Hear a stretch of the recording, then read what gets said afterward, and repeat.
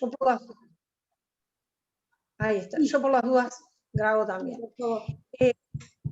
Estábamos recordando que en el año 2013 hicimos un seminario sobre inflación y competitividad, y también nos acompañaron Juan Carlos y Aldo. La verdad que fue casualidad total. Estaba Juan Manuel Rodríguez también, que en ese entonces él estaba monitoreando una unidad de seguimiento de precios y por eso lo llamamos. Así que, bueno, los temas se repiten, ¿no? En un país que la inflación es endémica, que tiene varias décadas y que hasta ahora es un enemigo que no lo hemos podido vencer. Así que más que importante este tema. El año pasado, el 13 de agosto, casi un año, tuvimos el honor de que el presidente del Banco Central, el economista Diego Labat, hiciera el anuncio de la estrategia de política monetaria en la Academia de Economía, en un evento muy interesante en la Academia. Y ahí compartió el diagnóstico del punto de partida del Banco Central en ese momento, las medidas durante la emergencia sanitaria, que algunas son contradictorias porque son expansivas para un Banco Central que quiere combatir la inflación, pero no hubo otra porque, bueno, estábamos en una situación complicada. Y lo más importante, la estrategia de política monetaria para el día después, digamos, para cuando se pueda retomar la normalidad. Y ahí habló de la necesidad de la transparencia, de tener políticas consistentes y de tener objetivos ambiciosos. Él entendía que los objetivos que se habían tenido hasta el momento no eran lo suficientemente ambiciosos, una adecuada institucionalidad, y ahí habló de la necesidad de desdolarizar la economía. Y tras de esa consigna de desdolarizar la economía, sabemos que ha mantenido reuniones con distintos agentes económicos para ver de qué manera se puede plasmar eso en la economía real. Así que hoy continuamos con el tema, nada menos que con Juan Carlos Protasi y con Aldo Lema, que no necesitan mayor presentación. Estamos entre amigos, adelante. ¿Parto? Sí. Bueno, buenas tardes a todos. Un placer verlos bien. Muchísimas gracias, María Dolores, por la invitación de la Academia Nacional de Economía a exponer nuevamente. Siempre es un placer estar aquí. Voy a hacer una presentación que tiene unas pocas diapositivas, simplemente como ordenadora de las ideas principales. Algunas ya las habrán leído en columnas del País. Básicamente lo que quiero reflejar acá, déjenme un segundo, para que vean la presentación. Quiero reflejar un conjunto de preguntas, obviamente relacionadas con, bueno, la dolarización o la desdolarización, o en definitiva, como creo que acertadamente ha planteado el Banco Central, la transición hacia una moneda en Uruguay local de mayor calidad, y que en definitiva esa pueda ser una opción disponible más masivamente, más aceptada en general por los agentes económicos, y que eventualmente también a la larga pudiera ser una reserva de valor, cosa que justamente en el pasado no ha cumplido necesariamente con esa condición, y por eso ha estado en entredicho, y una moneda como el dólar u otras han tendido a sustituirla. Yo, respecto a las preguntas que trato de responder en esta presentación, son básicamente por qué Uruguay se dolarizó, cuáles han sido los costos de dolarizarse, qué deberíamos hacer de aquí para adelante, quién debería ser el responsable desde el punto de vista de la política económica de llevar adelante la estrategia, cual sea ella, y en definitiva si este es un buen momento para hacerlo. Siempre es importante preguntarse el timing desde el punto de vista de la política económica. Bueno, ustedes saben por qué Uruguay se dolarizó, pero hago este raconto en una diapositiva porque quiero transmitir algunas ideas, un par de ideas que me parece son importantes y a veces no son lo suficientemente destacadas. Obviamente que la dolarización emergió como un mecanismo de protección contra la inflación y contra las devaluaciones cambiarias derivadas de desequilibrios crónicos que tenía Uruguay, y en la medida que se abrió la cuenta de capitales en los 70 y se le dio curso legal a la divisa, el dólar terminó siendo un refugio, una sustitución de la moneda de mala calidad, del peso uruguayo. Evidentemente que eso no significa que haya que ni cerrar la cuenta de capitales, ni quitarle curso legal a la divisa.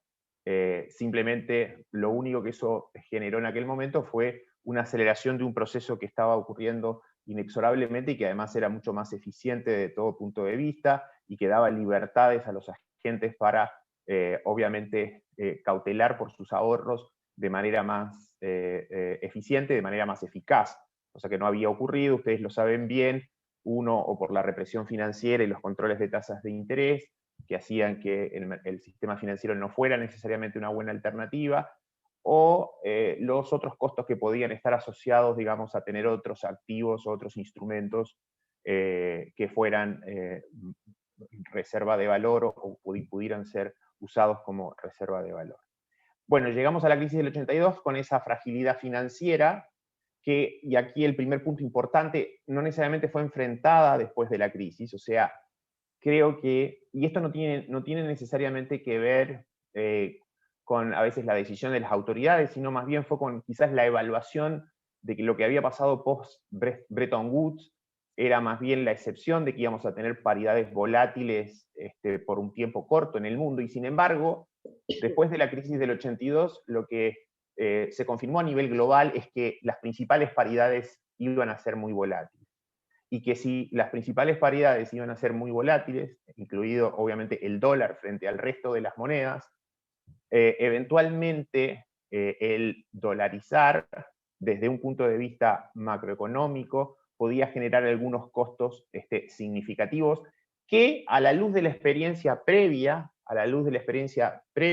al 73, o simplemente porque habían pasado pocos años desde la caída de Bretton Woods, en ese momento uno podría haber pensado que la estrategia de dolarizar era la razonable para las condiciones anteriores. Pero las condiciones estaban cambiando en el mundo y estábamos en este mundo de paridades más volátiles. Por otro lado, también ocurrió, digamos, que la inflación en Uruguay, ya sea por temas fiscales, por políticas cambiarias, por políticas monetarias, por diversas razones, la inflación en Uruguay se mantuvo muy altas. Uruguay estaba en aquella época en el quintil del 20% de países con más inflación. Siguió hasta ahora prácticamente en esa categoría, pero evidentemente que salimos de la crisis del 82 sin reconocer, digamos, el riesgo que podía tener una estrategia de dolarización desde el punto de vista macroeconómico, y además la inflación alta acentuó, digamos, la sustitución del peso por el dólar. María Dolores hizo un seminario en el año 1997, al cumplirse un año, y Luis Viana, que está acá también, al cumplirse un año de la fundación del Sistema Previsional de Capitalización Individual, de las AFAPs, y en aquel seminario, con otro economista, en abril del 97, proponíamos, como estrategia además para las AFAPs, la disponibilidad de otra unidad de cuenta, de una unidad de cuenta que básicamente indexara al IPC y que por ese mecanismo permitiera desdolarizar y obtener ciertas ganancias de esa desdolarización. Esa unidad de cuenta era, obviamente, y fue luego la unidad indexada, que se terminó implementando hacia el 2003, y que desde el 2003 en adelante empezó a reducir, digamos, esta fragilidad financiera que se había generado, digamos, en los 80. O sea, y repito, digamos, la volatilidad de paridades cambiarias de socios comerciales, no solo extrarregionales o regionales, evidentemente que hace que en un esquema de dolarización con salarios y gasto público relativamente inflexible, tener un mecanismo de tipo de cambio fijo o derechamente, digamos, sin moneda, hace que los ajustes puedan ser relativamente costosos en el corto plazo, y los ajustes por cantidad, sobre todo en los mercados de factores, por un lado, en el nivel de actividad, en algunos sectores, sean muy significativos. Esa es una lección que yo creo que se aprendió en la crisis del 82. Uruguay, por diversas razones, como digo, no la implementó, pero sí la terminó implementando después del 2002, al introducir, digamos, una unidad de cuenta que tenía mejores propiedades y que en algún sentido facilitaba esa desdolarización y ayudaba a la larga, digamos, a que algunos ajustes de precios relativos se hicieran de mejor forma, porque llegamos a la crisis del 2002, como habíamos llegado a la crisis del 82, con evidentemente descalces significativos en una primera etapa de los bancos, en una segunda etapa directamente de los agentes económicos. Los bancos estaban más calzados en el 2002, pero estaban descalzados sus clientes. Ese descalce evidentemente limitaba la capacidad de que el tipo de cambio real subiera en periodos en donde, por ejemplo, caían los términos de intercambio. Y los movimientos de los términos de intercambio y de los precios de exportación están muy ligados a lo que pase con el dólar a nivel global. Eso lo aprendimos también post-Bretton Woods. Lo aprendimos básicamente desde fines de los 70 hasta ahora. Cuando el dólar en el mundo se fortalece, como ocurrió, por ejemplo, hacia finales de los 70, como ocurrió después desde el 95, 96 hasta el 2002, o como ocurrió desde el 2013 hasta ahora, cuando el dólar se fortalece globalmente, lo que vemos es una caída significativa, más que proporcional en los precios de nuestras exportaciones y una necesidad de ajustar el tipo de cambio real. Eso se exacerba además porque las monedas de la región a su vez se amplifican ese proceso. Y al revés, lo que estamos viendo ahora, y lo vivimos también en una parte de los 80, en la segunda mitad de los 80, y lo vivimos en una parte de los 90, y lo vivimos en el boom desde el 2013 en adelante, cuando el dólar globalmente se debilita, tendemos a tener una alza significativa de precios de materias primas, de productos de exportación, más que proporcional, y una caída en el tipo de cambio real. Entonces, para los eventos que son complejos, cuando el dólar se fortalece y es volátil el dólar, ya no estamos en la era Bretton Woods, cuando estamos en un escenario de dólar muy volátil, evidentemente que la flexibilidad cambiaria de una moneda de buena calidad, con una política monetaria bien gestionada, es una herramienta mucho más eficaz y eficiente para administrar el ciclo. Como decía, desde 2002 se produjeron avances en la desdolarización, se produjeron fundamentalmente en la deuda pública, y por eso hoy estamos mucho más preparados para un ajuste de precios relativos si fuera necesario, para una devaluación y demás, porque la deuda pública se ha desdolarizado, o como se ha desdolarizado también parte del crédito privado, se ha reconstruido una parte del crédito hipotecario de largo plazo a partir de la unidad indexada, y también los institucionales han tenido un rol muy importante, porque dado que sus inversiones, sus activos, dado los pasivos que a la larga tienen con sus afiliados en el caso de los sistemas previsionales, o en el caso de una compañía de seguros, bueno, en definitiva, a la larga, demandan activos indexados al IPC y por lo tanto ellos se convirtieron en proveedores de recursos para esa deuda pública que ahora reconocía este problema. Con todo, yo he comparado y les recomiendo que lo hagan, el proceso de Uruguay con Perú, el proceso de Perú, una economía muy parecida desde el punto de vista de la desdolarización, aunque había sufrido una inflación mucho más alta y había terminado evidentemente en la hiperinflación, y después fue un proceso de estabilización, pero Perú en los últimos 20 años desdolarizó más rápido, y básicamente la desdolarización en Perú se atribuye en los estudios y los trabajos que se han hecho a que Perú llegó a una inflación de 2-3% y se ha mantenido en ese rango hace 20 años, hacia 2001, y ahí adoptó un esquema de metas de inflación, tuvo una política fiscal coherente, logró superávit fiscales en los periodos de bonanza, etcétera. Esa coherencia desde el punto de vista de las políticas le permitió una desdolarización de estos últimos 20 años, que no solo ha sido desdolarización en la deuda pública, no solo ha sido desdolarización en parte del crédito privado, como le pasó a Uruguay, sino que además hubo una desdolarización significativa de los depósitos, y eso a su vez, digamos, obviamente que generó una desdolarización adicional en los préstamos, en los créditos. Yo creo que básicamente eso tiene que ver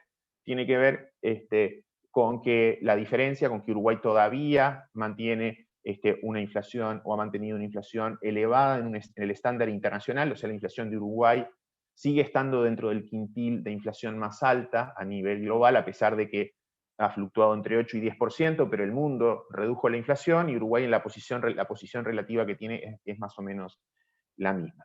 Y obviamente esta inercia, esta histerisis, digamos, nos ha dejado todavía con precios y transacciones en algunos rubros como los inmobiliarios, los vehículos, que en esencia todavía en materia de transacciones o de unidad de cuenta no se ha desdolarizado.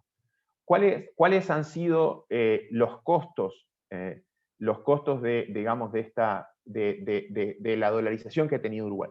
Bueno, evidentemente aquí hay algunos trabajos que el Banco Central ha hecho y que me parecen razonables desde el punto de vista de sus conclusiones, tanto de Licandro, Melo y otros economistas, sobre que en la medida que ha habido un subdesarrollo del mercado financiero en pesos, eso ha significado menor crédito para las empresas y para las personas.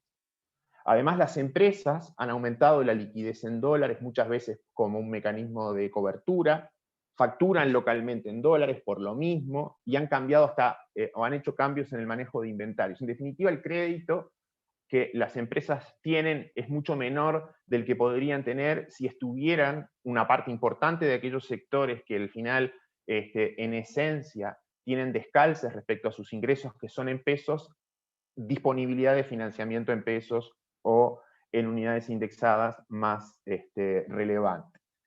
Los propios bancos al final tienen una cierta limitación porque esta histerisis y esta inercia lo que hace al final es que en la cultura de las personas, a pesar de que ha sido una mala estrategia el estar dolarizados desde el punto de vista del ahorro, o sea, lo ha sido solo 2 veces una buena estrategia tácticamente en la crisis del 82 y en la crisis del 2002, pero incluso incluyendo esas crisis, digamos, la tendencia desde 50 años a tener ahorros en dólares, digamos, desde el punto de vista de la inversión, ha sido una descapitalización significativa por la inflación en dólares que les menciono. Después voy a mostrar un gráfico de eso para digamos, reflejarlo. Pero evidentemente que acá hay que trabajar sobre la educación financiera en las personas.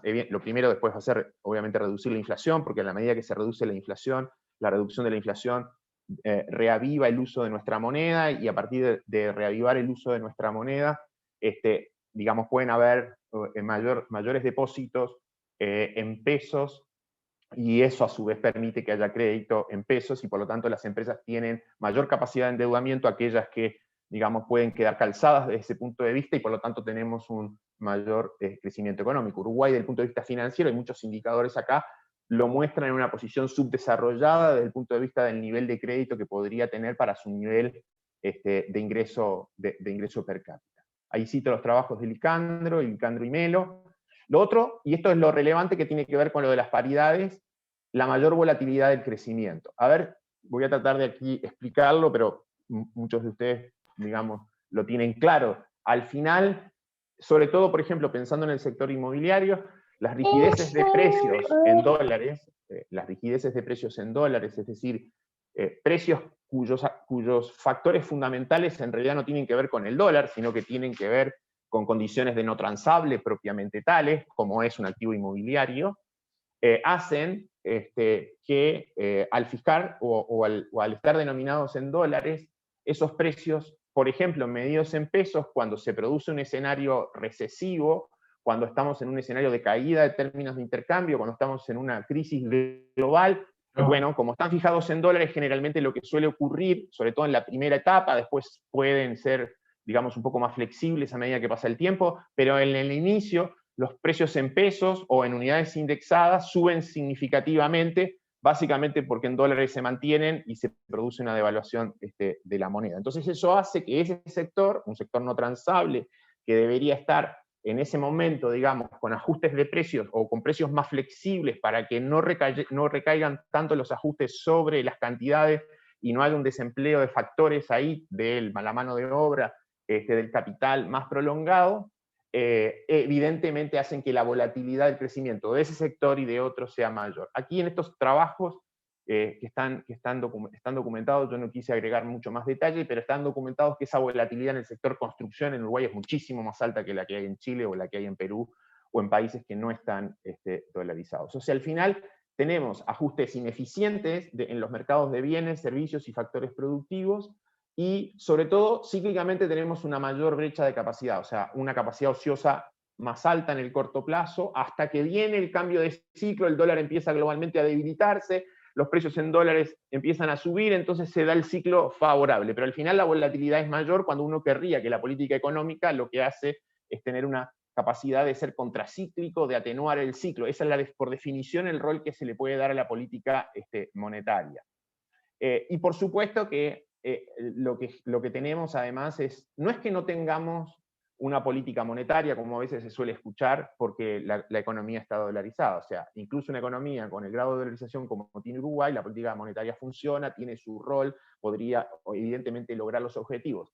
Pero sí es cierto que hay una menor autonomía de la política monetaria y una menor capacidad de ser contracíclica en un contexto de estas inflexibilidades. O sea, podríamos discutir que el primer óptimo es reducir las inflexibilidades en los salarios y en el gasto público. Pero aún así, mirando economías que tienen flexibilidad en el gasto público, o sobre todo flexibilidad en los salarios, estoy pensando, digamos, Australia, Nueva Zelanda, el propio Reino Unido, que en el momento, digamos, de definir que si quería ser partícipe o no, digamos, del euro, rechazó, y rechazó por razones más o menos parecidas, digamos, a las que yo estoy diciendo aquí. Quiero conservar la autonomía monetaria me permite tener un rol contracíclico, porque hay cierto grado de inflexibilidad en el corto plazo en los salarios y en el gasto público que da margen para que la política monetaria sea efectiva en el corto plazo.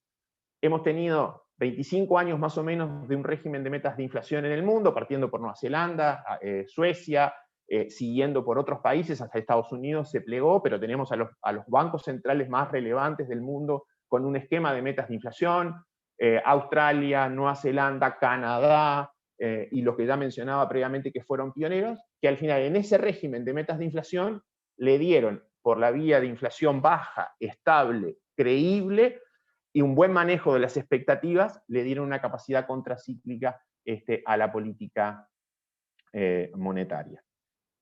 Ese es un poco el diagnóstico. Ha sido costoso, nos ha llevado mucho tiempo, obviamente. ¿Cómo desdolarizar? Es la siguiente pregunta.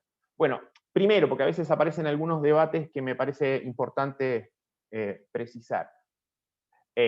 Evidentemente que hay cosas que mantener. La unidad indexada fue un acierto, la propusimos en el 97 y después fue adoptada hacia 2002, 2003 por el gobierno de aquel momento, se mantuvo en los gobiernos siguientes y además se profundizó usando la desdolarización de la deuda pública un poco como el elemento o el caballo, digamos, más emblemático. Y esa introducción de la unidad indexada permitió su uso en el crédito y en la deuda pública, y eso debe mantenerse. O sea, perfectamente podrían plantearse políticas de desindexación en mercados de bienes. Suelen escucharse que es necesario, digamos, desindexar en el mercado de bienes, servicios y algunos factores productivos, pero creo que debe mantenerse la indexación financiera justamente porque si es que hay algo, es que ha empezado a surgir un mercado de capitales de largo plazo por la combinación, por un lado, de agentes institucionales que están dispuestos a invertir en el largo plazo en instrumentos reajustables por IPC. La unidad indexada me protege siempre de la inflación, el dólar me protege solo esporádicamente y no me protege de la inflación en dólares, que en 50 años post-Bretton Woods ha sido significativa. Ha tenido episodios de deflación en dólares, de fortalecimiento global del dólar, pero a la larga hemos tenido inflación en dólares, como lo voy a mostrar un poco más adelante. Por lo tanto, creo que ahí hay un tema para mantener, y es muy importante y ha ayudado a construir un mercado de largo plazo de financiamiento que además se puede impulsar en el mercado hipotecario. O sea, no teníamos básicamente un mercado hipotecario sano hasta antes de la unidad indexada, lo hemos desarrollado muy gradualmente, pero lo hemos desarrollado al fin, y ahí ese descalce que en otras circunstancias tendrían las personas si estuvieran financiadas en dólares, estando financiadas en unidades indexadas, ese descalce no existe y por lo tanto es un instrumento eficaz, eficiente, tiene buenas propiedades. Y además nos ha permitido que en un evento, una crisis o en un proceso de apreciación del dólar como la que tuvimos en 2013 en adelante, con la crisis del año pasado, cuando el tipo de cambio tuvo que subir, evidentemente no hubo riesgo cambiario significativo, lo había por supuesto porque una parte de la deuda pública estaba en dólares,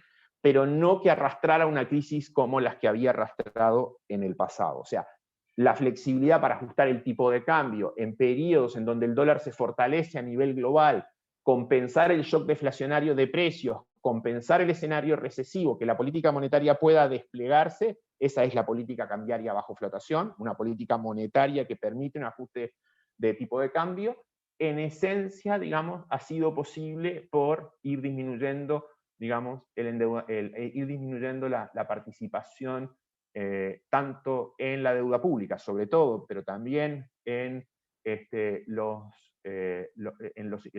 activos y pasivos de los bancos del dólar. Yo creo que hay una necesidad de profundizar, aquí la Oficina de Deuda lo ha hecho razonablemente gradual, extendiendo los plazos de los mercados en pesos, todavía de las colocaciones, o sea, básicamente de la deuda en pesos a plazos más largos, hemos llegado a colocar a 10 años, probablemente en el futuro si la inflación baja podremos colocar más largo, y yo creo que ahí con la mantención, además del sistema de institucionales en lo financiero, tanto el rol que tienen las AFAPs como el rol que podrían tener a futuro algunas compañías de seguro, permite, digamos, que tengamos un mercado de crédito de largo plazo que de otra manera no lo tendríamos. Lo tendríamos en dólares chiquitito, solo para esas empresas que básicamente pueden tomar créditos en dólares porque se calzan en esa moneda. Y como les digo, mayor educación financiera sobre la unidad indexada. Les decía, y acá se los voy a mostrar en un gráfico, que la unidad indexada no solo protege bien de la inflación del peso, por definición protege bien, el dólar protege solo en aquellos periodos en donde se mueven juntos, sino que además en dólares ha mostrado una larga tendencia al alza. O sea, acá tengo 1000 unidades indexadas en dólares, básicamente eso eran $20 en el año 77, vean el efecto Bretton Woods, el dólar se debilita sistemáticamente y hoy de aquellos $20 tenemos cerca de 120. Obviamente que fue mal negocio tener la unidad indexada digamos, respecto al dólar, en las dos crisis, la del 82 y la del 2002, y por eso está ese cisne negro que todos miran y que en el fondo están dolarizados pensando o para protegerse de esos dos eventos que son dos eventos extremos, de cola, de riesgo. Ahora, si lo miramos más recientemente, ese proceso ya no fue, digamos, si bien tener unidades indexadas respecto al dólar en la crisis, en lo que pasó desde el 2013 cuando Bernanke hizo su giro de política monetaria, o cuando la guerra comercial, o cuando la crisis del año pasado, básicamente no era atractivo. La verdad es que cuando uno lo mira en una perspectiva de muy largo plazo, tenemos una inflación en dólares sistemática que no es necesariamente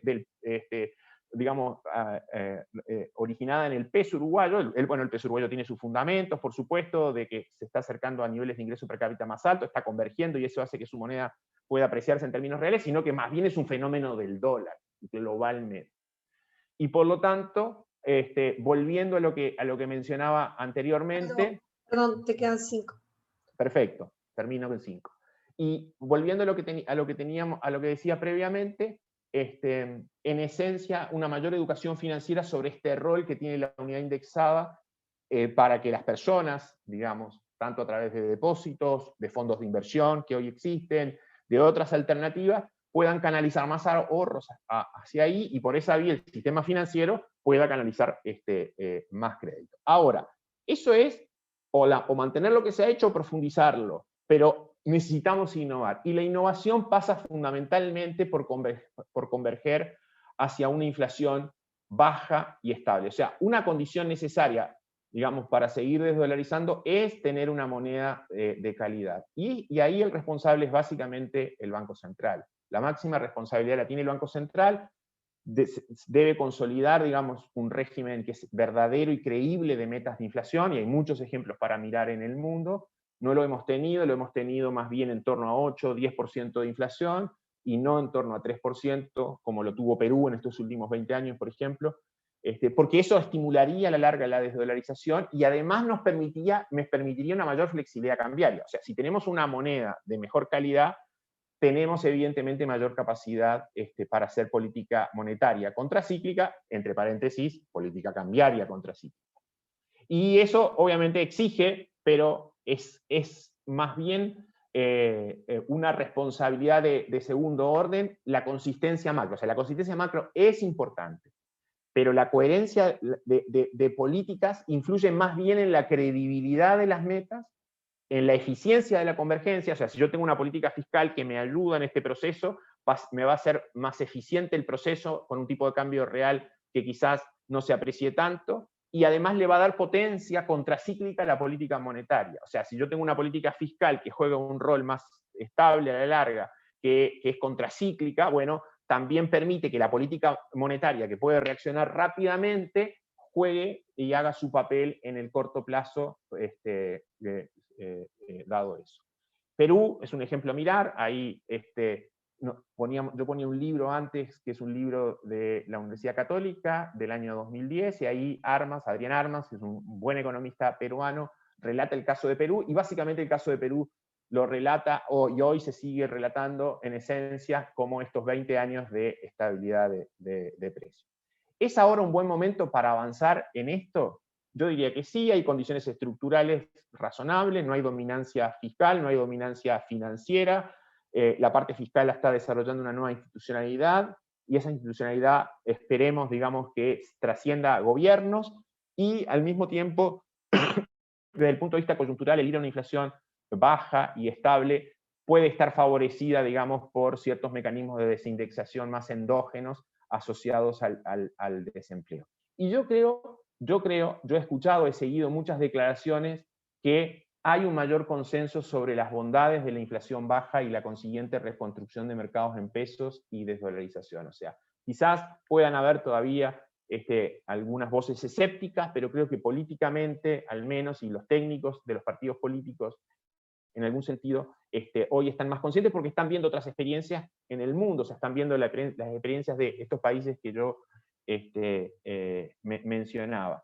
Y en ese sentido la evidencia, digamos, parece ser bien categórica. Solo que aquí la agenda me parece razonable, la que el Banco Central ha desarrollado últimamente, el plantearse ir a una verdadera estabilidad de precios de largo plazo, en torno a 3%, eso lo ha planteado el año pasado, como lo mencionaba, no lo voy a repetir acá, María Dolores. Se ha revisado un poco la interacción del Banco Central con el resto del gobierno para generar un poco de mayor autonomía. Ha habido más transparencia para comunicar las tendencias recientes, se está jerarquizando el informe de política monetaria, se están incluyendo pronósticos, se están comunicando las intenciones de política monetaria para lograr ir hacia una inflación más baja, incorporando estos sesgos de política y de guía para la tasa de política monetaria. Se están haciendo reuniones con analistas y otros agentes económicos, se está haciendo un mejor seguimiento de las expectativas de inflación. Me parece que todo eso está hoy dentro de lo que hacen los bancos centrales en el mundo, que en algún sentido uno debe mirar. Y me parece que la gestión monetaria llevada en esa dirección, con un instrumento de tasas de interés, en vez de la cantidad de dinero, que juega un papel bastante más eficiente y eficaz desde el punto de vista de los mecanismos de transmisión, es algo razonable. Es lo que ha hecho Perú. Perú pasó de agregados monetarios el 2001, 2002 a tasa de política monetaria y complementó con muchas de estas cosas. Y termino simplemente diciendo que nada de esto, digamos, en todo caso es posible en el sentido de que la condición necesaria para ir a inflación, para ir a una desdolarización y lograr los beneficios que esto generaría, nada de eso es posible si no es con una buena gestión en materia monetaria. Yo creo que ahí está el papel, y ahora vamos a ver el verdadero test sobre la gestión monetaria. Porque al final los banqueros centrales se ven en los momentos en donde hay que subir las tasas de interés, en los momentos en donde, en definitiva, la política monetaria tiene que ser más restrictiva. Y yo creo hemos terminado, o estamos cerca de terminar un proceso largamente expansivo, y el test para los banqueros centrales viene en todas partes. Viene en la Fed, viene en el Reino Unido, va a ser para Lagarde en la eurozona, está haciendo en Brasil, está haciendo en Chile, en muchos países ahora, digamos, pasó la etapa fácil. En el caso de Uruguay, bueno, yo creo que ahí se necesita, probablemente como un tema más de fondo, ir hacia una institucionalidad que refuerce su autonomía. Esa institucionalidad no necesariamente quizás se pueda conseguir en el derecho en el corto plazo, ojalá que sí, que desde el punto de vista, digamos, del marco normativo haya una mayor autonomía, como la han conseguido otros bancos centrales, pero es bueno que se siga avanzando en los hechos, imitando a estos bancos centrales más globales que le han devuelto a su moneda, digamos, calidad, y por lo tanto les han permitido usar la política monetaria en forma relevante. Yo diría que ahí, en esencia, lo que uno esperaría, digamos, es ausencia de conflictos con otros objetivos, priorizar la inflación como objetivo. Esa es la forma de que, en la medida que tenemos expectativas ancladas y las expectativas se van estabilizando en los niveles que gradualmente el país se plantea como metas, la política monetaria puede actuar. O sea, condicionar el cumplimiento de esas metas inflacionarias, la política monetaria, que no olvidemos, bajo flotación y flexibilidad, es la cambiaria, porque es la monetaria la que le da impulso al tema cambiario, puede atenuar esas fluctuaciones cíclicas de la actividad y del empleo. Bueno, también con más rendición de cuentas, con mejores modelos, etc. Me parece que ese es el fondo del asunto, en esta necesidad de recuperar una moneda de calidad. Pueden haber algunos otros elementos educativos y pueden haber algunos otros elementos más pequeños que vayan asociados, digamos, a lo que pasa en algunos sectores, en el sector financiero, en el sector inmobiliario, en el sector automotriz, pero en definitiva no vamos a recuperar una economía más especificada mientras no tengamos una moneda de mejor calidad y que por lo tanto sea un instrumento posible como reserva de valor en el país. Muchas gracias. Muchas gracias, Aldo, y le damos la palabra a Juan Carlos.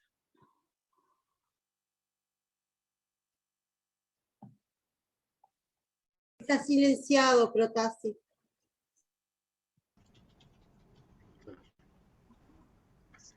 Podés compartir pantalla si querés, pues sos coanfitrión.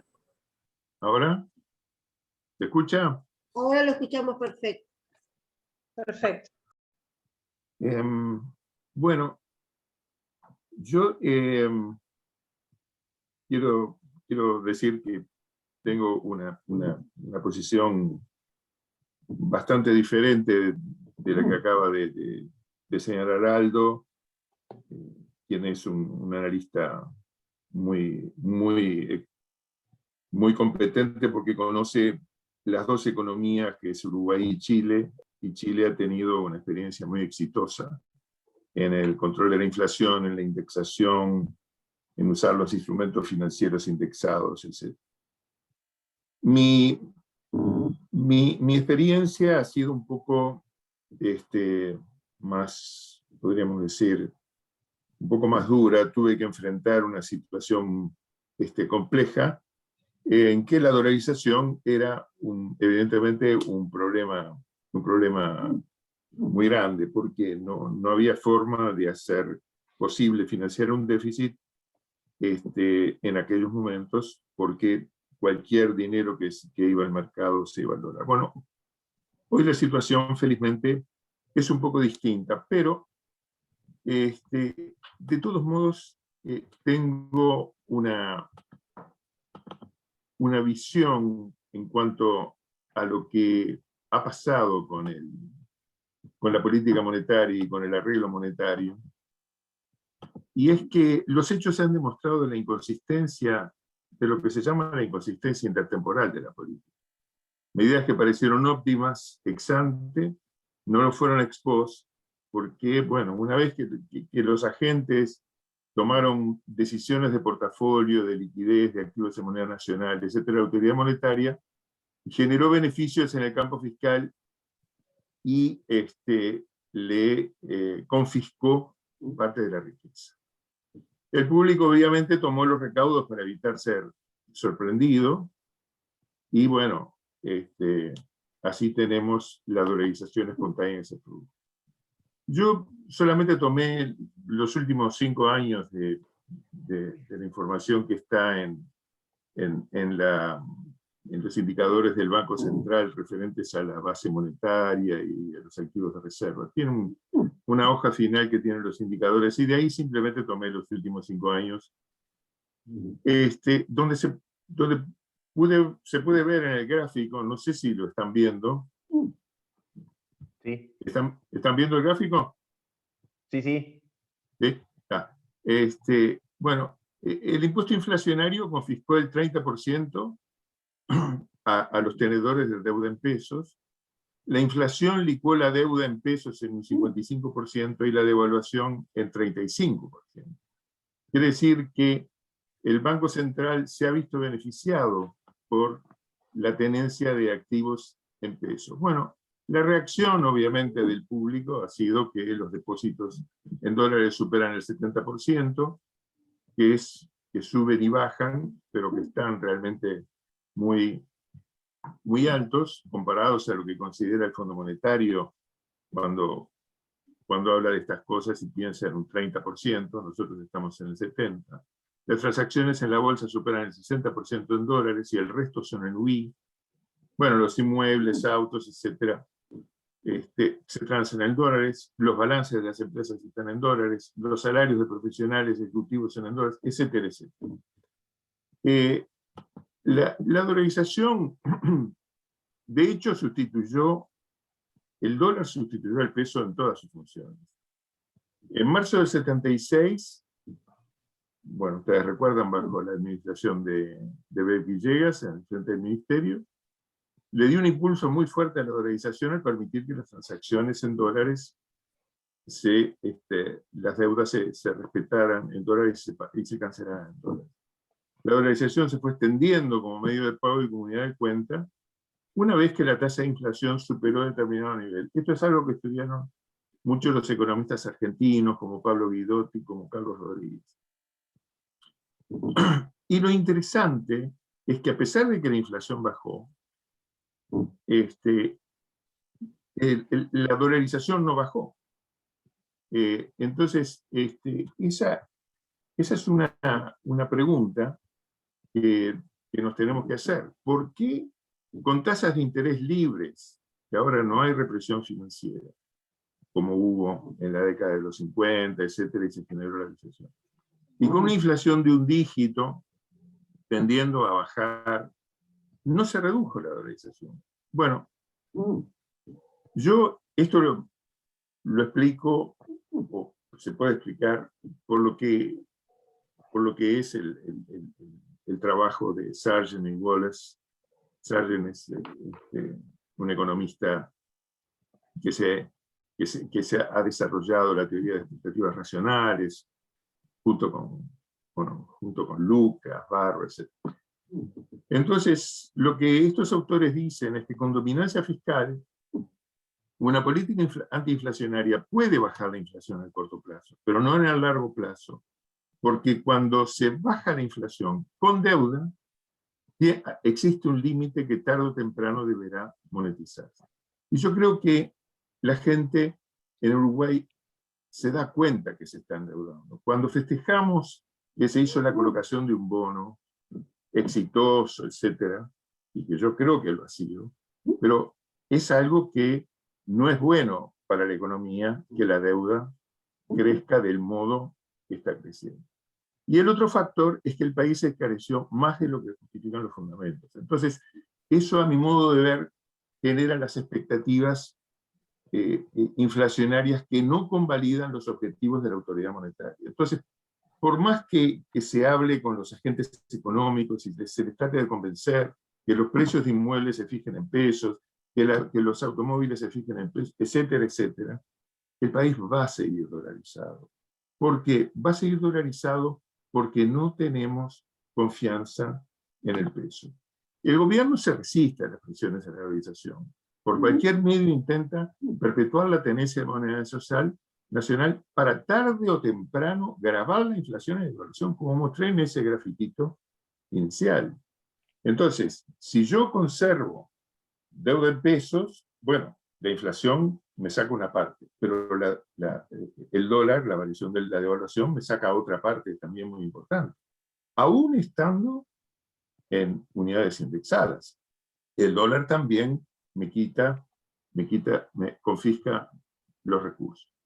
Entonces, los instrumentos para evitar la dolarización han sido la indexación y el pago de intereses. La indexación ha sido más resistente a la dolarización, pero más débil por el potencial instabilidad de la deuda.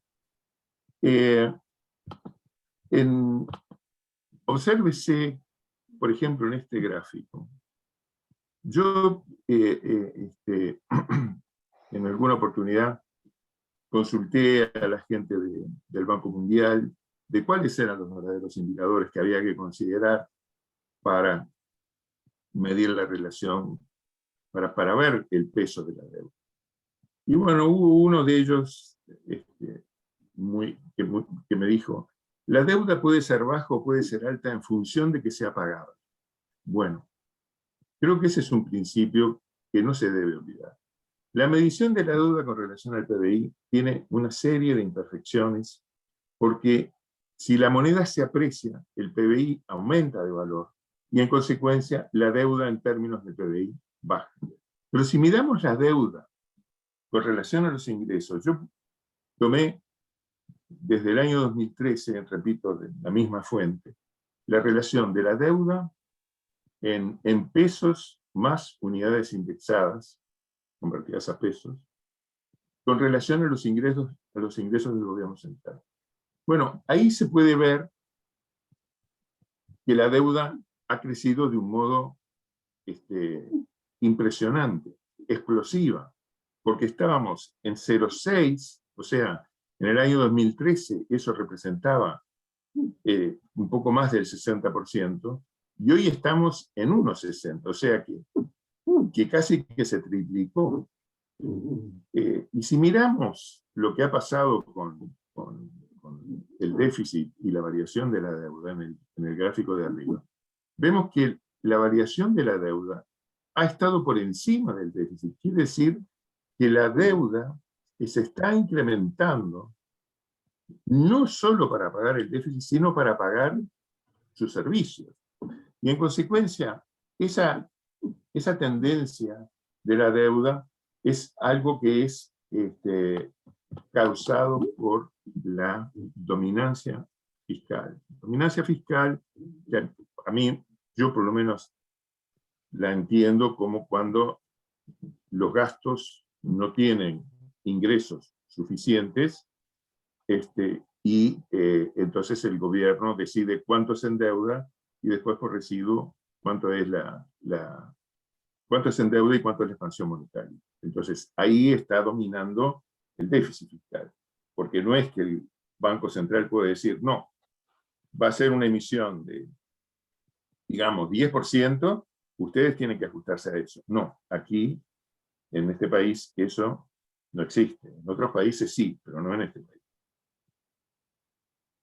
Si nosotros miramos lo que ha ocurrido con la dolarización, vemos que los agregados monetarios, yo consideré la relación de M2 con relación a los depósitos en dólares, porque me pareció que es una relación, un indicador relevante. O sea, M2 son todos pesos. Disculpe, pero y, ¿sabes? ¿sí? Nos están escribiendo a ver si es posible de ampliar la pantalla. No sé cómo. Abajo, Ponelo en modo presentación. o abajo en la copita también. Ahí, O apriete F5 también puede. ahí perfecto. Disculpe. Perfecto. Ahí se ve. Perfecto, disculpe. No. Bueno, entonces ahí se ve la relación de M2 con respecto a los depósitos en dólares. Y se ve que es oscilante. que no es una tendencia clara ni de ascenso ni de descenso. Pero si miramos los últimos años, vemos que la relación de M2 a depósitos en dólares cayó, estaba por encima del 60 y ahora está en el 40. Quiere decir que se dolarizó en 20 puntos porcentuales adicionales. Y si miramos el comportamiento del tipo de cambio, vemos, como es lógico, que cuando el tipo de cambio sube, la besificación cae. O sea, la cantidad de M2 con respecto a depósitos en dólares baja. Y cuando el tipo de cambio baja, la especificación sube. Y así podemos mirar toda la... En consecuencia, como la desdolarización se podría lograr con un dólar más bajo o un dólar estable. Entonces, mientras dure la confianza, emitir deuda puede mantener estable o hacer bajar el tipo de cambio y la inflación. Pero ¿cuáles son los costos y los riesgos? La deuda continuará aumentando de modo explosivo por la indexación, porque es deuda indexada y la indexación hace subir la deuda de modo. Y se ensanchará la brecha con el tipo de cambio de equilibrio. Ahora, enseguida me voy a referir a este tema. Steve Hanke, que es un economista que ustedes probablemente hayan escuchado hablar más de una vez, es muy polémico, es de la Universidad de Johns Hopkins. Él está, por supuesto, a favor de la dolarización en todo el mundo que sea posible.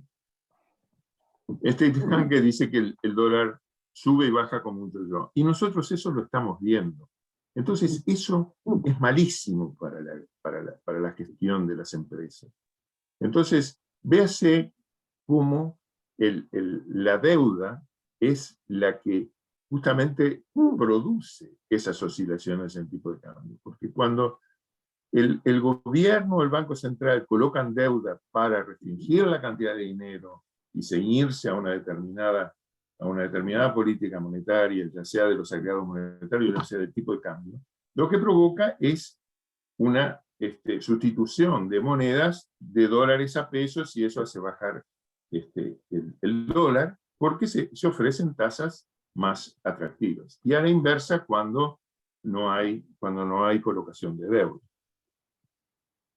Entonces, María Dolores, tú recordabas, en el año 2003 hicimos una mesa redonda con Aldo sobre el tema del tipo de cambio real y competitividad y demás.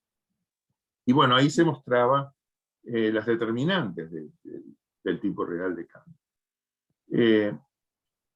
En un modelo que hacen Shastad y Rodríguez, y que está muy interesante porque hubo mucha polémica con la tablita en Argentina. Entonces, estos dos economistas hicieron un trabajo sobre el atraso cambiario en Argentina. Entonces, ellos hacen un modelo muy simple en que relacionan el tipo real de cambio a los términos de intercambio, que es el factor fundamental por el cual el tipo real de cambio puede subir o puede bajar. Bueno, ese estudio yo lo hice para Uruguay de hace 10 años más o menos, y muestra un atraso del orden del 15%. Quiere decir que el gasto público desmedido que se hizo en los últimos 15 años, que fue una barbaridad, porque nos empobreció a todos, generó un potencial de inestabilidad en la deuda y en la macroeconomía a raíz del atraso cambiario. Porque el atraso cambiario ha provocado, no desde ahora con la pandemia, sino desde hace ya bastante tiempo, desde el 2014 para adelante, que fue cuando se acabó el boom de los commodities, recesión, cierre de empresas, desempleo, etcétera, etcétera. Entonces, detrás de la dolarización hay un problema de credibilidad. obsérvese, en los últimos 5 años, la deuda en UI aumentó 40%. ¿Por qué ese? Bueno, yo creo que es porque las tasas en pesos que pagan el Banco Central no compensan las expectativas inflacionarias. Es decir, una cosa son las expectativas que releva el Banco Central y otra cosa son las expectativas reales de cómo reacciona la gente, no respondiendo a una encuesta del Banco Central, sino en los hechos. ¿Cuáles son las reacciones? La dolarización aumentó de 40 a 60%. ¿Por qué es eso? Y bueno, por expectativas de devaluación. La especificación de los créditos aumentaron de 43 a 50. ¿Por qué la gente no quiere tomar este riesgo en dólares? Porque tiene temor a una devaluación. Porque los fondos en dólares están disponibles, pero las empresas no demandan dólares. Entonces, los dólares se tienen que convertir a pesos, prestarse en pesos a tasas que son muy altas. Entonces, esas tasas altas restringen la demanda. ¿Revertir la dolarización es posible? Sí. Yo creo que es posible si el déficit se reduce un poco. En las actuales condiciones parece difícil que la deuda pública pueda bajar a un nivel que permita holgura macrofinanciera. La situación financiera del país es muy mala, está muy mal. Hay que reconocer la situación. Hace poco nos visitó quien fuera jefe del Banco Mundial para América Latina, Carlos Beck, donde dijo que la situación es muy mala. Y la situación es mala incluso desde antes de la actual administración. Y es algo que no se ha podido superar. O sea, esto no lo vamos a superar de un día para el otro. El recálculo de las cuentas nacionales que permitió bajar un poquito la deuda, no es la forma de bajar la deuda. Entonces, hoy tenemos una situación financiera muy, muy mala. Entonces, en estas circunstancias, pretender desdolarizar, bueno, yo lo veo difícil. Por otro lado, es difícil que el sistema político y sindicatos se acuerden en bajar el gasto público. Más bien apoyan calurosamente lo contrario, aumentar la deuda pública, basándose en algo que dijo Kristalina Georgieva de que había que gastar más, etcétera, etcétera. Pero acá estamos en un nivel de gasto y de necesidad financiera que otros países no lo tienen. Nosotros estamos realmente muy, muy comprometidos y eso hay que tenerlo muy en claro. Fitch nos dio una oportunidad, vamos a ver por cuánto tiempo, porque se están haciendo las cosas bien en la actual administración y se le quiso dar un voto de confianza, pero la situación está muy comprometida. Pero tenemos un dilema, desde mi punto de vista, que sería lamentable que el actual gobierno se esfuerce en ajustar, pero que la situación social no mejore por ese motivo, y que la coalición pierda las próximas elecciones y el gasto público rebute. Ese es el riesgo que yo veo en el sistema actual, monetario y financiero. Los problemas de credibilidad son muy importantes para una política económica óptima. Y bueno, ahí hay que ver si vale la pena o no atarse a algún ancla y cuál. Sin un fuerte compromiso de estabilidad del tipo de cambio, la dolarización espontánea no retrocederá. Esto lo dice Guillermo Calvo, que es un eximio economista de la Universidad de Columbia, en su artículo, que tiene ya muchísimos años, del año 2000, 20 años, Capital Markets and the Exchange Rate. En el centro del problema está el déficit fiscal. Si no baja a un nivel mínimo, el compromiso de estabilidad cambiaria implicará el aumento exponencial de la deuda e inestabilidad futura. La dolarización surge como una solución plausible para fortalecer la credibilidad. Esto lo dice Calvo en ese mismo artículo. Puede ser un régimen, esto lo digo yo, un régimen que por ley ate el peso a una moneda fuerte, un currency-bond, o que lisa y llanamente se abandone el peso y se le convierta al dólar o al yen o a lo que sea. Repasamos que es el Currency Board. El Currency Board es una caja de conversión, es una autoridad monetaria, digamos, que solo puede emitir billetes con un respaldo de 100% de reservas y una paridad fijada por ley frente a una moneda dura. O sea, la paridad tiene que estar fijada. El Banco Central tiene prohibido comprar títulos del gobierno, o sea, no puede darle crédito al gobierno. Y una caja de conversión puede funcionar sola o en paralelo con un Banco Central. Y sigue existiendo la moneda nacional. O sea, esto no generaría un problema institucional con el Banco Central. La dolarización extrema consiste en la eliminación total del peso por una moneda fuerte, o sea, la sustitución del peso por... La dolarización produce los mismos efectos que un currency board, excepto que desaparece la moneda local, lo que le da más credibilidad a la dolarización que al currency board, que la tasa de interés es igual a la tasa vigente en USA. En el currency board puede ser mayor por la expectativa de que se pueda cambiar la paridad, y que no puede cambiarse la paridad entre moneda local y extranjera, como sí puede cambiarse en una caja de conversión.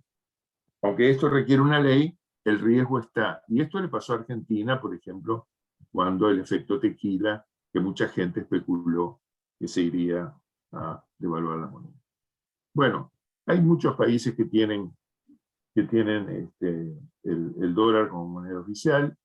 Los tres más importantes de la región de Latinoamérica, como ustedes saben, son Ecuador, El Salvador y Panamá. Bueno, Ecuador lo hizo en condiciones extremas de crisis financiera. El Salvador lo hizo porque tenía una negociación de un TLC con Estados Unidos y Estados Unidos le imponía un poco eso. Y bueno, Panamá lo tiene desde 1904. Bueno, hay una lista enorme de países que se pueden ver que tienen caja de conversión. Entonces, ¿qué implica la dolarización? Bueno, en primer lugar, la dolarización implica que toda la base monetaria, es decir, todo lo que es el circulante, más las reservas de los bancos se convierten a dólares. Ya sea que se haga con una caja de conversión o con una dolarización total, eso va a pasar. Entonces, los precios domésticos, como el circulante va a ser el dólar, se van, tanto transables como salarios y no transables, van a quedar fijados también en dólar. Y la tasa de interés doméstica va a ser igual a la externa, más el riesgo país.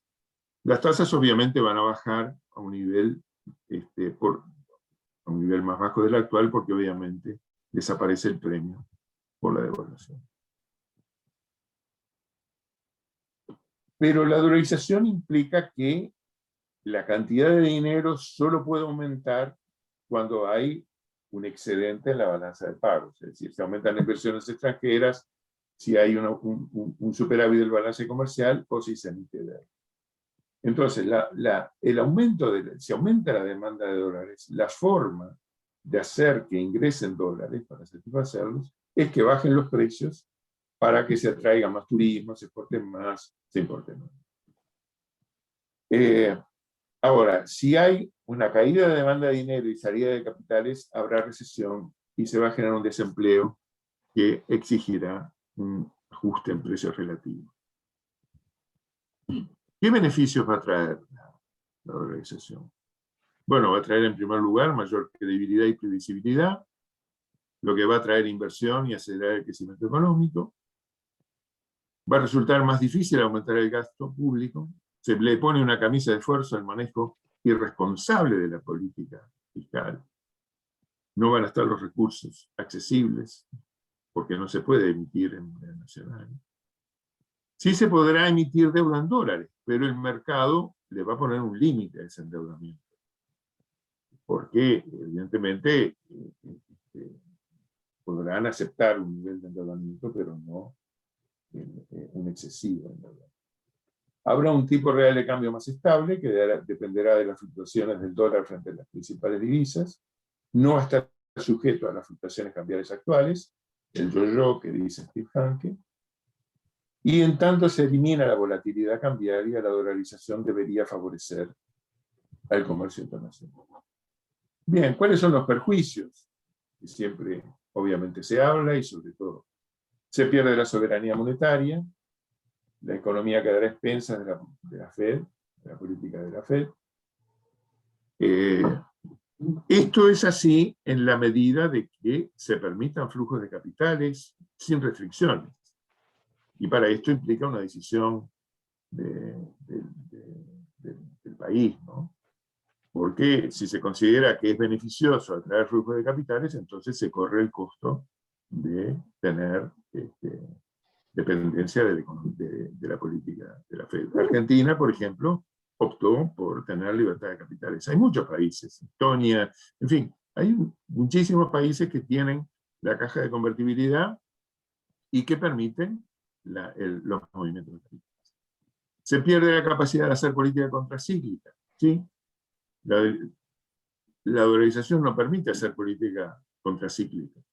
Pero la historia de crisis recurrentes que hemos tenido y la potencial inestabilidad que genera la deuda para bajar la inflación y desdolarizar, sugiere que es preferible sujetarse a una regla a que tener un régimen discrecional.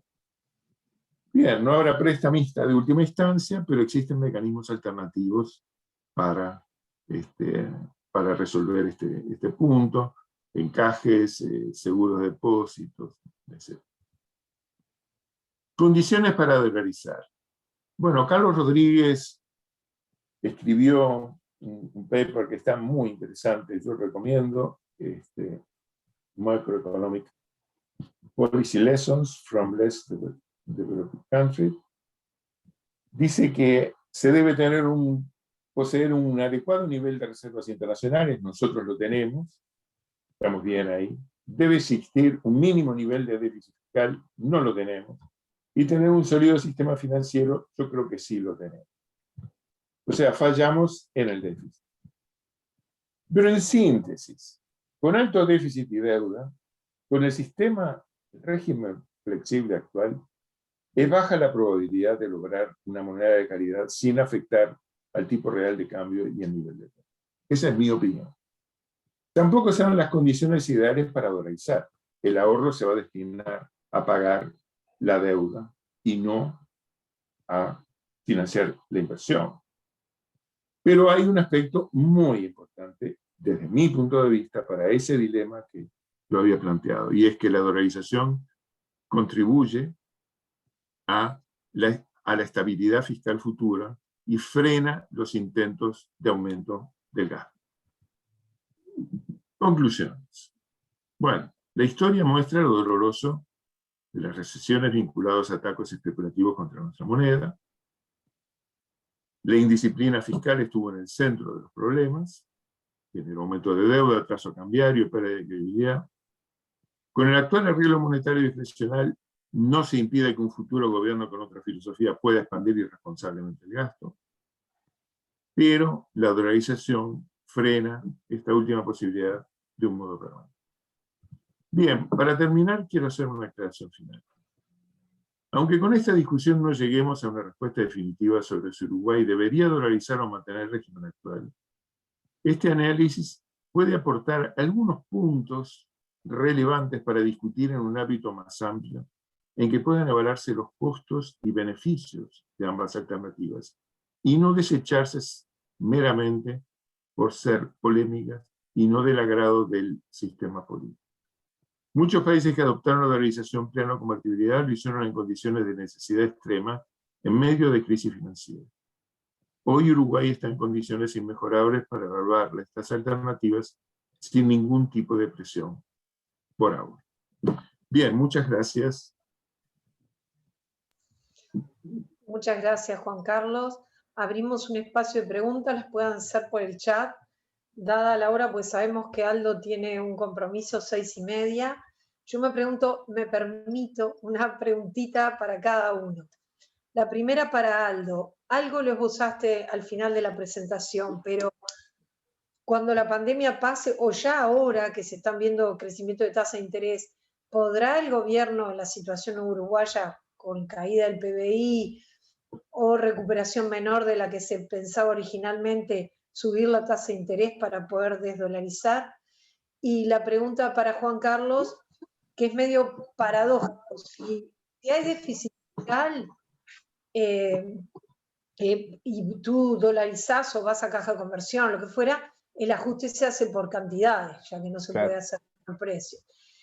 Y si no hay déficit fiscal, ¿para qué dolarizar? Si solo la economía te iba a estar creyendo en tu moneda. Esas son las dos preguntas. Gracias. Bueno, empiezo, voy a hacer algunos comentarios, porque me parecen relevantes, tenemos coincidencias, más coincidencias que las que parece con Juan Carlos. Lo primero es que no hay régimen cambiario que resista la insolvencia fiscal. Ni siquiera la caja de conversión o la dolarización total. Y Argentina es el ejemplo más evidente. No somos Hong Kong, no tenemos la flexibilidad de salarios de Hong Kong, que se tragó una mega devaluación en la región en el 2000, mientras que Argentina no pudo. O sea, al final, evidentemente que hay un tema fiscal que es relevante, pero es relevante para todo sistema. O sea, ir a un régimen de tipo cambio fijo, que no es muy distinto a lo que está planteado aquí, por Juan Carlos, vuela por los aires en la medida que el gasto público crece o que la política fiscal es inconsistente a largo plazo. O sea, no, digamos, si partimos de que el problema es fiscal, probablemente los problemas de tipo de cambio fijo o de dolarización o de caja de conversión van a llegar muy rápido. Yo trabajé con Larry Shastad, y Larry, un poco igual que Milton Friedman. Milton Friedman se arrepintió un poquitito de haber propuesto tan apasionadamente, unos pocos años antes de morir, la fijación de agregados monetarios, y dijo, al final, me había equivocado, quizás las tasas de interés eran mucho más relevantes. Y Larry tiene un comentario parecido respecto a su apología del 79, 80, 81 y 82 sobre los tipos de cambio fijo. Y lo tiene por lo que yo acabo de explicar. Lo aprendí con Larry, mano a mano, trabajando con él. Me dijo, bueno, al final vivimos en este mundo de paridades tan volátiles. Imaginemos un atraso cambiario de 15%, como el que plantea Juan Carlos, bajo caja de conversión o dolarización. ¿Veríamos un ajuste de los salarios de 15% inmediatamente? ¿Que ajustar las cantidades como planteaba María Dolores? Imposible. O sea, tenemos que aceptar ciertas rigideces, ciertas inflexibilidades que hacen que las condiciones con que muchos de estos papers se escribieron hacia los 70, principios de los 80, cambiaron. Y hoy tenemos justamente un régimen, como dice Hanke, de un dólar muy volátil en el mundo. Y ante un dólar muy volátil frente al euro, que puede pasar 7 años fortaleciéndose sistemáticamente el dólar, 7 años fortaleciéndose, imagínense una caja de conversión si resistiría en Uruguay, o una dolarización con 7 años, o si resistiría la apreciación del dólar del 79, 80, 81, 82. Es mucho. O si resistiría la apreciación del dólar desde el 97, crisis asiática, al 2001. Sí, sí. Ya termino con esto. Tenemos, uno, no hay régimen cambiario que resista la insolvencia fiscal, ni siquiera la caja de conversión. Dos, las oscilaciones del dólar en el mundo están para quedarse. Por lo tanto, para los atrasos cambiarios que puede generar una caída de términos de intercambio ligada a una apreciación del dólar en el mundo, necesitamos algo que lo pueda compensar rápido, y no parece que vayan a ser los salarios flexibles. Por lo tanto, el problema es mayor.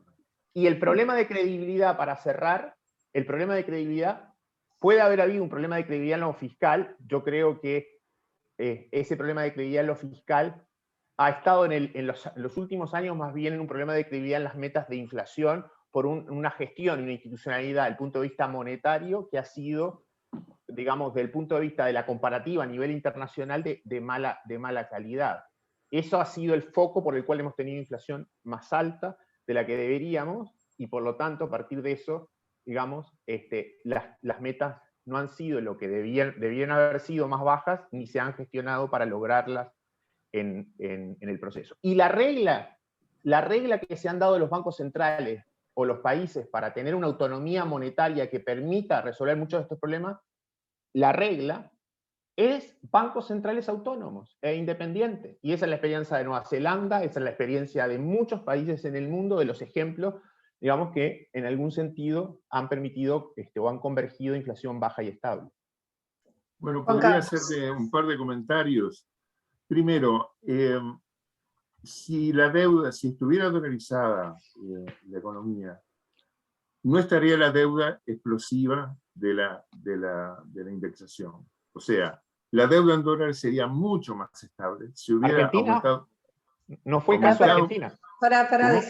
Déjalo. No. Digo, si se hubiera endeudado Uruguay con dólares en todo este periodo, no hubiera tenido el aumento explosivo que tiene la deuda. La deuda en dólares no hubiera llegado a aumentar lo que aumentó. Eso, punto número uno. Segundo, los ajustes que se dan por los vaivenes de las monedas, de las principales divisas, tanto del dólar, del euro, de lo que sea, generan en los países menos desarrollados como nosotros, genera evidentemente crisis. Con un tipo de cambio fijo, yo me refiero fijo en un régimen de caja de conversión o de dolarización. No me refiero fijo a los tipos de cambio fijo que existieron en alguna época, que no tienen nada que ver con esos dos, y yo no soy partícipe de un tipo de cambio fijo, sino una dolarización o una caja de conversión. Y lo que se ha demostrado en las crisis, por ejemplo, Argentina, con la crisis del tequila, no se movió el sistema financiero y monetario. La economía retomó su crecimiento inmediatamente. Hong Kong fue el único país que sobrevivió a la crisis asiática. Nadie se preocupó en Hong Kong de que había una crisis en la zona. Entonces, el ajuste, sí, es cierto, con una dolarización o una caja de conversión, los ajustes se tienen que producir. Pero también es cierto que hoy tenemos niveles de precios y salarios que son irreales, Aldo. Son niveles que no los puede sostener el Uruguay. No podemos sostener eso. Bueno, pero por eso... No lo corrige una caja de conversión, porque es un problema del mercado laboral. Los va a corregir porque no va a haber forma de darle aumentos salariales como se han dado. Lo que se ha hecho en estos últimos 15 años ha sido postrar el crecimiento de Uruguay. Lo han postrado.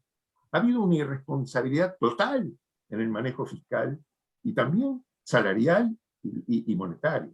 Entonces, yo creo que una caja de conversión o una dolarización lo que da es disciplina, introduce disciplina en una economía que no la ha tenido. Yo me acuerdo cuando una vez vinieron los técnicos del Banco Mundial, vino Manuel Heinz y James Hanson, y dijeron, bueno, no, lo que pasa es que acá la crisis, era en el año 84, ¿verdad? No, acá la crisis fue por la dolarización. Entonces Beck se levantó muy molesto y les dijo, entonces tenemos que echar para atrás lo que ustedes recomendaron. O sea, tenemos que derogar la ley que se dolarizó. No, dijeron, de ninguna manera, dijo Manuel Heinz. ¿Sabés quién fue Manuel Heinz? El artífice de la dolarización en El Salvador. Fue ministro de Economía en El Salvador y fue uno de los impulsores de la dolarización. O sea, el tema es que cuando el sistema político está fuera digamos, que se pasa de los límites que son admisibles para una sociedad, la dolarización te va a ayudar a disciplinar. Pero entendámonos, yo creo que esto es un tema para discutirlo mucho y para estudiarlo mucho. Tenemos tiempo, pero yo creo que en algún momento la situación nuestra se puede complicar, porque la situación está muy mal. Y jugar a la Reserva Federal pensando que somos un banco central independiente, ¿no? No existe. En el Uruguay no existe. Acá la dominancia fiscal es la que maneja todo. Porque la tesorería... ¿Cómo? No, que ¿Perdón? tenemos dos preguntas relacionadas con eso. La dominancia fiscal es lo que maneja todo y es lo que hace que la tesorería se endeude y después se endeuda y pone ese dinero en circulación, tiene que salir el Banco Central a retirar esa liquidez para cumplir con sus cosas. Entonces, yo creo que esa realidad no se puede soslayar. Hay que enfrentarla. Hay que enfrentarla. Sí, adelante. Bueno, nuestro académico en Argentina, Manuel Solanet, dice: la caja de conversión o la dolarización no vacunan contra el default si no se corrige el déficit fiscal. El default destruye la capacidad de administrar políticamente un programa que requiere disciplina. O sea, coinciden ambos en eso. Sí. Y después Diego Rijos más bien hace una pregunta, dice: al no existir actualmente una forma corriente de tener unidad indexada, no es posible tener una cuenta a la vista en UI, a diferencia de tener cuenta a la vista en dólares. ¿Cuál puede ser una vía para que el público en general pueda mantener una UI líquida como hoy lo hace con las cuentas a la vista en dólares? Hay fondos de inversión, los fondos de inversión de Sura permiten invertir en unidades indexadas con retiros diarios. Sí, son casi a la vista, digamos, no son depósitos, pero son casi a la vista. Ese es un tema del mercado de valores también y una agenda a desarrollar. O sea, hemos estado subdesarrollados en el mercado de valores, no hemos tenido fondos mutuos, fondos de inversión, como existen en otros países, bueno, Estados Unidos por supuesto, y bien amplios, y si los hubiere, digamos, evidentemente que habrían alternativas ahí. Simplemente como para cerrar la idea, yo creo que si nosotros corregimos todos los temas fiscales, que son un problema serio, en ningún caso lo voy a minimizar. Una vez que tenemos eso, como lo hizo Perú, como lo hizo Chile, como lo hicieron otros países, al final que fueron resolviendo sus temas, la verdad es que ganaron mucho teniendo autonomía monetaria. Yo creo que esa es la conclusión que yo por lo menos... Es verdad, Aldo, pero el grado de dolarización que tenemos en Uruguay es muy, muy importante. Y segundo, que para mí es un punto no de origen económico, sino de político o social, es el riesgo de que vuelva un gobierno que nuevamente haga el disparate que hizo con el gasto público en Uruguay. Que suban los precios, que suban los términos de intercambio, que empiecen a gastar otra vez más. Bueno, ese riesgo es el que yo personalmente creo que hay que ponerle un límite. Creo que la regla fiscal es una parte de la historia, pero creo que falta algo más. Y esto es una camisa de fuerza. Acá los políticos no van a poder decir, como dicen hoy, hay que subir el gasto, hay que subir la deuda alegremente, con el nivel que hoy tenemos. Bueno, de mi parte, muchas gracias. Bueno. Un placer, Juan Carlos. La seguimos. Un placer, Aldo. Muchas gracias. Bueno, si esto quería ser provocador, lo logró. Bueno. Creo que esto es la gracia de estos temas, de que podamos discutir así con esta libertad, sabiendo que son posiciones que no son sencillas de aplicar, pero está muy bien lo que dijo Juan Carlos. El tema está arriba de la mesa, está bueno discutirlo, está bueno hablando. Algo así comentó Licandro en un tuit estos días pasados, que no se trata de dos extremos, sino se trata de discutir cuál es la mejor solución. Si no hay más preguntas, yo les agradezco mucho. Cumplimos con Aldo, que se tenía que ir. Muchas gracias. Muchas gracias. Quedamos en contacto, a las órdenes para seguir. A las órdenes, claro que sí. Muchas gracias. Chao, chao. Hasta luego.